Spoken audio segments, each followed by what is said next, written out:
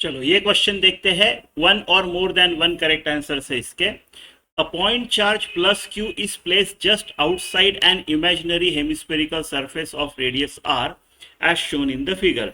Which of the following statements is are correct? A, the circumference of the flat surface is an equipotential. Flat surface है ने ये वाला, और इसका circumference है ना इस सर्कल का सरकमफरेंस ये वाला।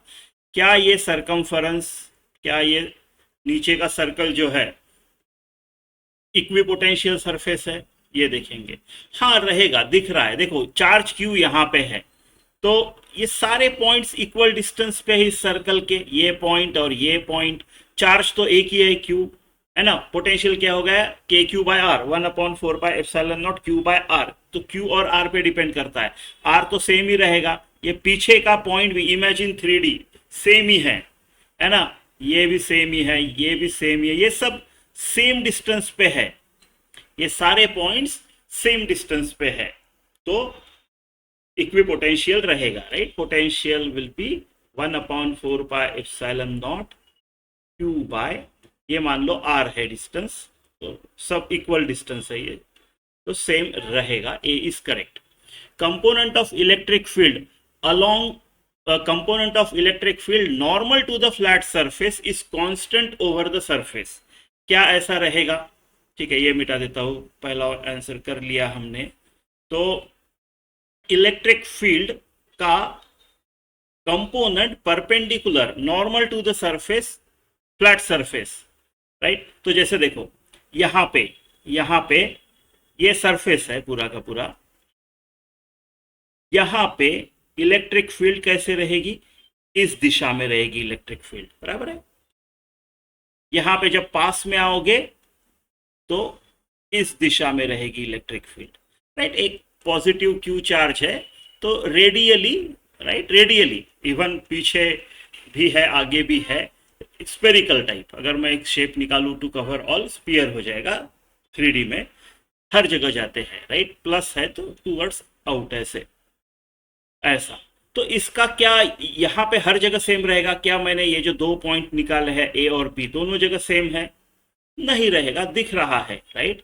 यहाँ पे डिस्टेंस थोड़ा दूर है तो ये थोड़ा छोटा रहेगा इलेक्ट्रिक फील्ड, डिस्टेंस कम है तो ज्यादा electric field, right. K Q by R square, 1/4πε0 Q by R square. तो आर छोटा तो ये बड़ा, ठीक है। ये छोटा दिख नहीं रहा, इसको छोटा कर लेते हैं, ठीक है। ये ऐसी रहेगी और ये ऐसा रहेगा। एक तो इनका मैग्नीट्यूड, और लेकिन हमको component normal to the surface चाहिए, तो ये कंपोनेंट कितना होगा इसका? देखो मान लो ये थीटा है, तो ये भी थीटा है, करस्पॉन्डिंग एंगल ये होगा ई कॉस थीटा, ठीक है। अब मैं जैसे पास में आया, मेरा एंगल छोटा हो गया, ये फाई है, ये वाला फाई होगा, तो फाई तो लेस देन थीटा है। जैसे जैसे मैं पास में आ रहा हूं towards this horizontal vertical axis, right, मेरा फाई छोटा छोटा हो रहा है। तो मान लो ये ई डैश था, तो ई डैश कॉस फाई क्या बड़ा नहीं होगा क्या? जैसे एंगल छोटा तो cos of that function is बड़ा, है ना। तो एक तो ये भी बड़ा है एंगल की वजह से, और मैं राइट जो ये डिस्टेंस की वजह से भी वो कम ज़्यादा होगा, और कॉस थीटा जैसे जैसे पास में आओगे बढ़ते जाएगा। यहाँ पे मैक्सिमम रहेगा, यहाँ पे भी बड़ा रहेगा, कम कम कम कम होते जाएगा जैसे जैसे यू गो। और 3D में ये मैं हॉरिजॉन्टल निकाल रहा हूँ, even same thing will happen, ऐसा ऐसा, राइट। तो कांस्टेंट तो नहीं है, right. Total flux through the curve and the flat surface is Q upon epsilon not, नहीं ये नहीं होगा, राइट। ये कैसे होगा? अगर मैं एक सरफेस निकालता हूं, पूरा का पूरा कुछ निकालता हूं सिमेट्रिकल, राइट, ऐसा मान लो, ऐसा कुछ तो निकालता हूं स्पीयर, और एकदम इस क्यू को सेंटर में रखा, अब इससे जो फ्लक्स पास हो रहा है वो क्यू अपॉन एप्सिलॉन नॉट है ना। सेंटर में नहीं रखा तो भी चलता है, कहीं पे भी रखा तो चलता है, बट ऐसा रखना पड़ेगा, राइट। तो फिर तो इधर से भी जा रहा है ना, इधर से भी जा रहा है, इधर से भी जा रहा है ना। तो सिर्फ इतना ही फ्लक्स लाइक जो यही फ्लक्स इसमें से पास होगा, only this flux will be passing through. तो क्यू अपॉन एप्सिलॉन नॉट का एक छोटा पोर्शन है, राइट, छोटा पोर्शन है क्यू अपॉन एप्सिलॉन नॉट का। Even Q upon 2 epsilon not से भी छोटा है। जो मैंने लाइंस निकाले हैं ना, ये यहां से टच करो, यहां पे टच करो, सिर्फ इतना ही फ्लक्स जा रहा है। आप बोलोगे इतना ही क्यों, अभी आते हैं, लास्ट ऑप्शन में यही डिस्कस करना है। इतना ही फ्लक्स जा रहा है क्यू अपॉन एप्सिलॉन नॉट पूरा, राइट। एक क्लोज्ड सरफेस निकालना पड़ेगा, ठीक है। आप चाहे तो ऐसा भी निकाल सकते हो, बट इसको पूरा अंदर ले लो ताकि हम बोल सके ना कितना जा रहा है। तो उसमें और भी कुछ होगा ना उस क्लोज्ड शेप में, तो क्यू अपॉन एप्सिलॉन नॉट से छोटा ही होगा, है ना। तो ये भी नहीं है, it has to be smaller than Q upon epsilon nought, right. अब कुछ भी लो, हर दिशा में जाएगा ना, जैसे प्लस क्यू से हर दिशा में लाइंस निकलते हैं, और आपका सिर्फ इधर ही है वो चीज, तो नहीं ना, ठीक है। अभी लास्ट ऑप्शन देखते हैं। The electric flux passing through curved surface of hemisphere is minus Q upon 2 epsilon nought 1 minus 1 upon root 2। ये होगा क्या, चलो देखते हैं। Electric flux passing through curved surface of the hemisphere, ये चाहिए मुझे, curved surface of the hemisphere, ठीक है। कौन सा फ्लक्स पास होगा कर्व्ड सरफेस ऑफ हेमिस्फीयर से, देखो ये आएगा, ऐसा आएगा, ऐसा आएगा, एक ऐसा आएगा, ठीक है। फिर इधर सब बीच में के सब आएंगे। देखो ये मैं कैंसल आउट करने वाला हूं, ठीक है, ये निकालने वाला हूं, अभी के लिए रखते हैं। जब मैं एक्सप्लेन करूंगा कि क्यों उसको निकाला, तो ऐसा ऐसा, ठीक है, ये भी जाएगा एक ऐसा, हाँ इधर तक के, इधर तक के, ऐसा ये सारा फ्लक्स जा रहा है कर्व सरफेस से, ठीक है। ये वाला हमको कैंसल आउट करना पड़ेगा। क्यों, देखो यहां पे जो फ्लक्स जा रहा है, राइट, और यहां पे आ रहा है, एक पॉजिटिव है एक निगेटिव है, ठीक है। तो हम क्या करते हैं, लाइन एंटरिंग द सरफेस, इसको हम निगेटिव फ्लक्स फ्लक्स भी पॉजिटिव निगेटिव होता है, इसको निगेटिव लेते हैं, और जो एग्जिट कर रहा है इसको पॉजिटिव लेते हैं, दोनों मिलके कैंसल कर देते हैं। तो ये flux passing through the surface में नहीं आता है। सिमिलरली ये भी नहीं आएगा, सिमिलरली ये भी नहीं आएगा, ठीक है। तो इतना ही है, इतना ही है, ठीक है। अब मैं कुछ मिटा देता हूं बीच वाले लाइंस। अब हम देखेंगे ये कितना है, कैसे कैलकुलेट करने का ये, ठीक है, ये कैसे कैलकुलेट करने का, ठीक है। तो देखो मुझे क्यू अपॉन एप्सिलॉन नॉट के हिसाब से करूंगा मैं, तो देखो मेरा ये है,